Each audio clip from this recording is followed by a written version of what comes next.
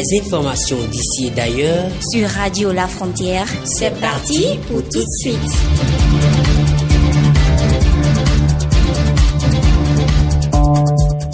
Radio La Frontière, le journal.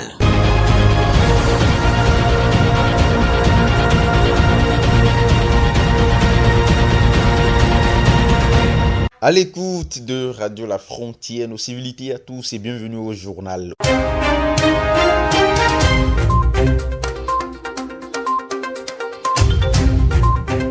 Au sommet de cette édition, les responsables de Canal+ s'engagent pour offrir une période de vacances exceptionnelle aux abonnés et ceci à travers de nouvelles offres promotionnelles. Jean-Paul Nkodo reçoit un entretien Massimilienne Baguidi, conseillère clientèle à Canal+ dans cette édition. L'ONG Great Africa de son côté œuvre pour la bonne prononciation des mots en anglais. À cet effet, les responsables de cette ONG organisent depuis mercredi dernier une formation en phonétique anglaise. Justin Eddy, président de l'ONG Great Africa, nous donnera plus de précisions dans cette édition. C'est tout pour les titres, place aux détails.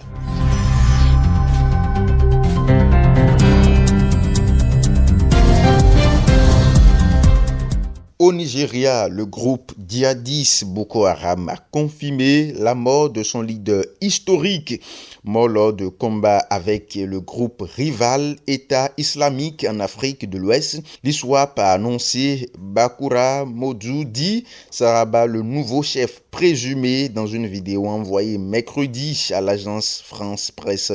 Saraba, un important commandant de Boko Haram, connu par les experts pour être basé sur le lac Tchad, demande à Allah de bénir l'âme de Sheko, mort en martyr, et accuse le chef de l'ISWAP, Abu Moussab, cet agresseur pervers, de l'avoir tué. Toujours au Nigeria, Farouk Yahaya, le nouveau chef d'état-major de l'armée, s'est rendu dans le nord-est du pays pour une visite aux militaires de la base principale de l'opération Andinkaye qui lutte contre Boko Haram. C'est une opération antiterroriste qu'il dirigeait jusque-là avant de prendre ses nouvelles fonctions. Cette visite intervient au lendemain de l'annonce par Boko Haram de la mort de son chef historique lors de combats avec le groupe rival État islamique en Afrique de l'Ouest. Je l'annonçais en titre,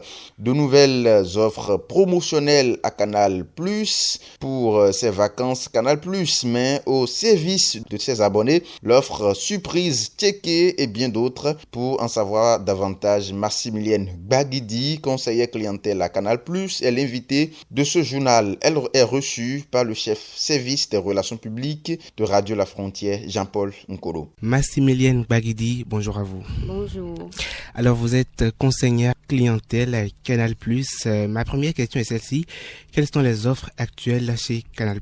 Actuellement, chez Canal+, nous avons 3 offres en cours. L'offre checkée, qui concerne l'achat du décodeur, et l'offre réabonnement, et aussi l'offre spéciale échue. Et quelle est donc la mécanique de ces offres? En ce qui concerne la première offre, qui est l'offre checkée, c'est-à-dire l'achat du réabonnement, vous avez la possibilité aujourd'hui de prendre votre décodeur à un montant forfaitaire de 5 000 francs, avec un abonnement de 5 000 francs. Donc, le tout vous revient à 10 000 francs. Okay. Ce qui concerne la deuxième offre, qui est offre spéciale réabonnement, c'est très simple. Vous vous réabonnez à une formule supérieure à votre abonnement et vous avez l'abonnement de 20 000 francs pendant 1 mois. Nous avons aussi l'offre spéciale échue qui a débuté hier. Vous n'avez juste qu'à vous réabonner. Et cette offre-là, comme son nom le dit, spéciale échue, c'est spécialement pour les échus, ceux-là dont l'abonnement est terminé. D'accord. Voilà. Super. Massimilienne, dites-nous un peu quelle programmation Canal+ a prévue pour accompagner ces offres. Canal+ a prévu pour ces vacances-là qui viennent de débuter une programmation riche et variée, dessins animés, documentaires, musique, séries et surtout du foot. D'accord.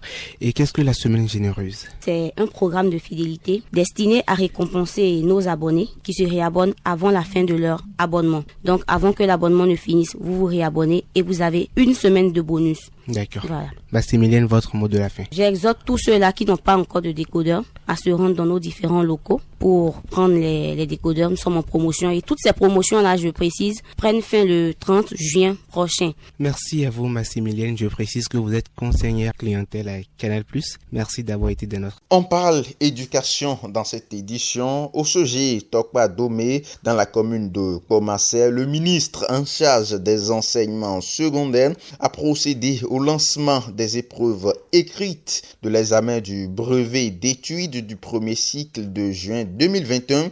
Yves Kouaro en a profité pour rappeler les différents efforts du gouvernement pour l'aboutissement de cet examen. Nous sommes dans la logique du gouvernement qui veut que notre administration soit modernisée. Les examens s'organisent depuis peu dans cette logique. Vous savez déjà que les candidats ont réussi à s'inscrire en ligne. Vous savez que bon nombre d'opérations entrant dans le cadre de l'organisation des examens se sont faites également avec l'aide des outils informatiques. C'est une première et nous allons continuer. C'est le lieu donc de dire merci au gouvernement pour cette vision. Dans la matinée du mercredi 16 juin, la composition des épreuves écrites a pris fin avec la satisfaction des candidats. On écoute quelques-uns. Il a constaté que les épreuves étaient à notre niveau. Il n'y avait rien de difficile là-bas. C'est ce qu'on a vu qui nous a amenés. Selon moi, les épreuves étaient abordables. Je l'annonçais dans les titres, les responsables de l'ONG Great Africa s'engagent pour la bonne prononciation des mots en anglais,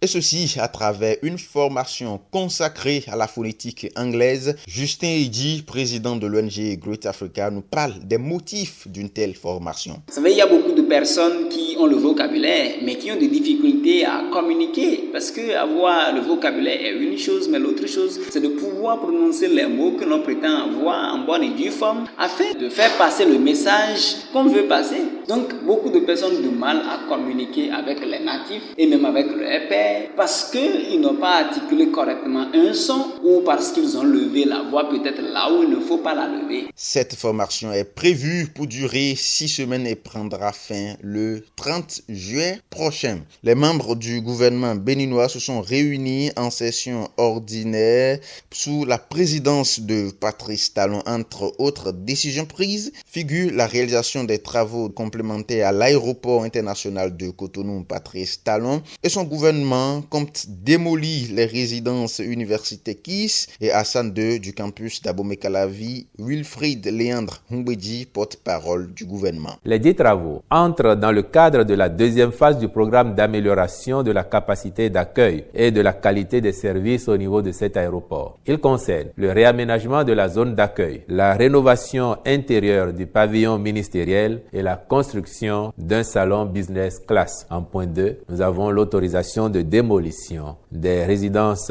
universitaires Kim Il-sung et Hassan II sur le campus d'Abomey-Calavi. L'état de ces bâtiments n'offre plus de garanties optimales d'habitabilité, ce qui avait amené l'administration à prendre des précautions d'ordre sécuritaire en les mettant en observation. Une dernière information pour boucler cette édition. L'Afrique du Sud commémore les 45 ans du soulèvement de Soweto. Plus de 100 jeunes ont été tués lors de ce soulèvement, dont Hector âgé de 13 ans. Les images de son corps sans vie se répandent dans le monde entier et mirent en évidence la brutalité du gouvernement de l'apartheid à l'égard des Sud-Africains noirs. Lors de l'élection de Nelson Mandela en 1994, son gouvernement a honoré leur mémoire en faisant du 16 juin un jour férié, la journée de la jeunesse.